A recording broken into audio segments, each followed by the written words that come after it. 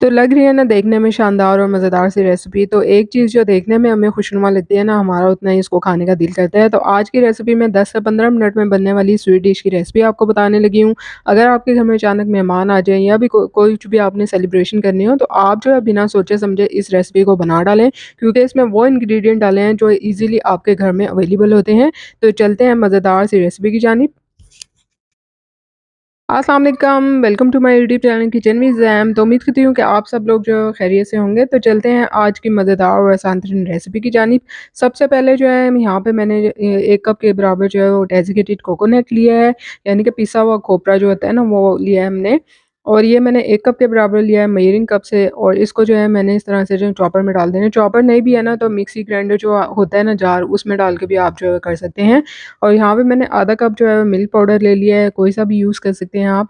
साथ ही 1/3 कप यहाँ पे मैंने जो है वो दानेदार चीनी ली है, और 1 से 2 इलायची ली थी, और उसके जो अंदर के बीज थे ना वो मैंने निकाल के इसमें ऐड कर दिए थे। अब इन सारी चीज़ों को हमने जो है वो पीस लेना है अच्छे से।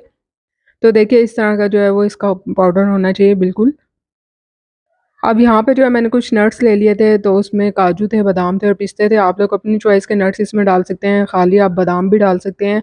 जो आपके पास ईज़िली अवेलेबल हो, आप वो जो है वो नट्स इस्तेमाल कर सकते हैं। इनको भी मैंने इस तरह से मिक्सी जार में डाल के हल्का सा जो है दरदरा सा कर लिया था, बहुत ज़्यादा फाइन पाउडर नहीं बनाना है आपने इसका।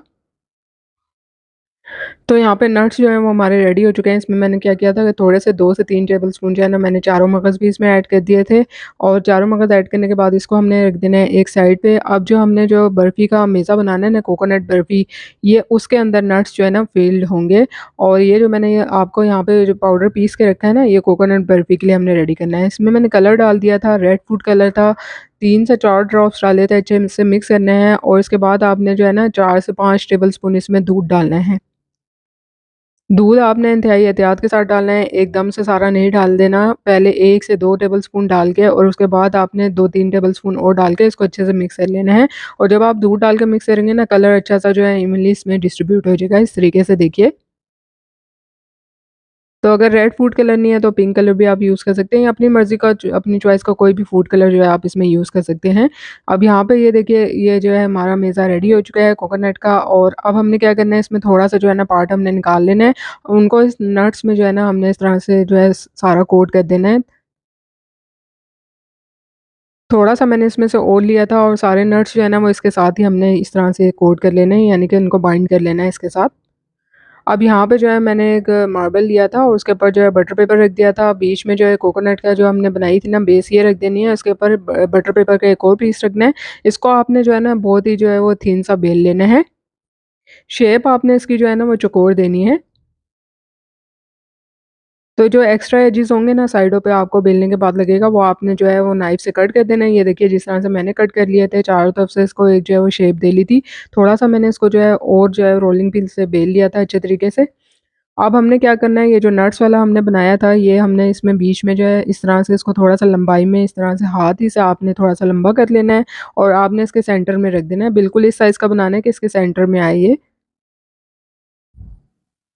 अब हमने धीरे-धीरे जो है ना बटर पेपर को इस तरह से आगे की तरफ लाना है, और ये देख लिए कितना थिन होना चाहिए। ये जो कोकोनट की बेस है, ये देखिए कितनी थिन है ये ना, इतना आपने इसको जो है वो बेलना है।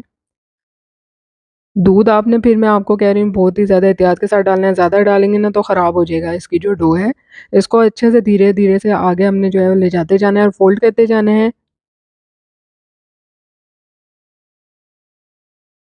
कोई इतना मुश्किल काम नहीं है, ईज़िली आप कर सकते हैं। बस क्वांटिटी जो मैंने आपको चीज़ों की बताई है, आपने वही रखनी है, और एहतियात के साथ जो है इसको आपने मिक्स करने हैं।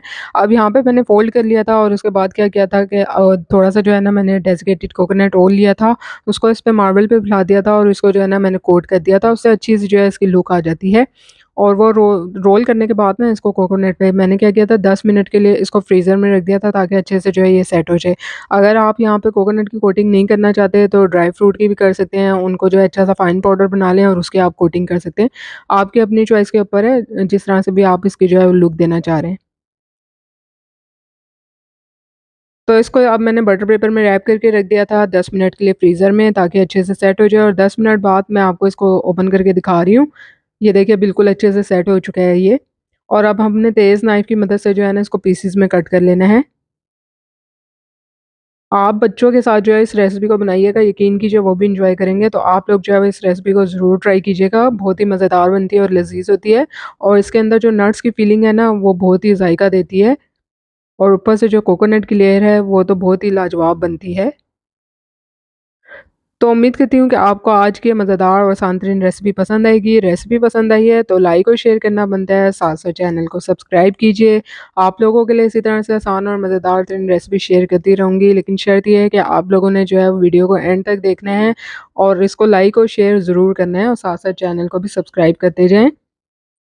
बहुत ही मेहनत के साथ ये रेसिपीज़ जो है वो आप लोगों के लिए तैयार करती हूँ, तो आप लोग जो है वो उसके रिवार्ड में कम से कम जो है वो लाइक, शेयर और सब्सक्राइब ज़रूर कर दिया करें। जल्द मिलूँगी नई रेसिपी के साथ। अल्लाह हाफ़िज़।